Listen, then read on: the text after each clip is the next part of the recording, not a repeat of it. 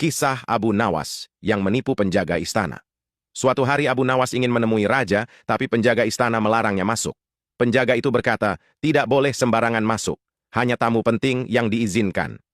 Abu Nawas berpikir sebentar, lalu berkata lantang, kalau begitu, tolong sampaikan kepada raja bahwa aku datang membawa hadiah yang sangat berharga.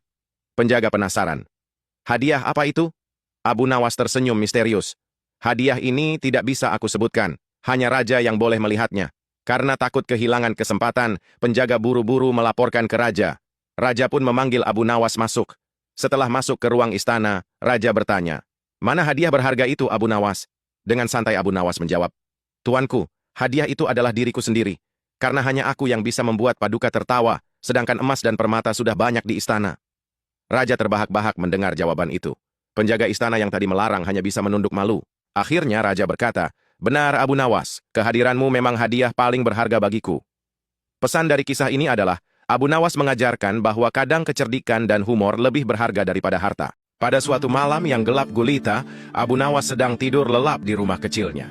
Angin berhembus kencang, dan suara anjing menggonggong terus-menerus, seolah ada sesuatu yang tidak biasa. Tiba-tiba pintu rumahnya diketuk keras. Abu Nawas terbangun dengan hati berdebar. Siapa yang datang tengah malam begini? Dengan rasa was-was, ia membuka pintu. Di luar terlihat sosok berjubah hitam. Aku utusan raja. Katanya dengan suara berat. Raja memerintahkanmu datang segera ke istana tanpa menunda. Abu Nawas agak curiga. Biasanya kalau raja ingin memanggil, siang hari utusan datang dengan tanda resmi. Tapi karena takut dianggap membangkang, ia tetap ikut. Sepanjang jalan, suasana mencekam. Bayangan pepohonan seperti makhluk aneh dan suara burung malam membuat bulu kuduk berdiri. Sesampainya di istana ternyata raja memang menunggunya.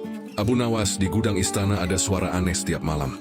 Seolah ada hantu gentayangan. Tidak ada yang berani masuk. Aku ingin kau menyelidikinya malam ini juga. Abu Nawas menelan ludah. Ia dikenal cerdik tapi menghadapi hantu bukan urusannya. Namun ia tak bisa menolak. Dengan hanya membawa lentera, ia masuk ke gudang gelap itu. Suara berisik terdengar jelas.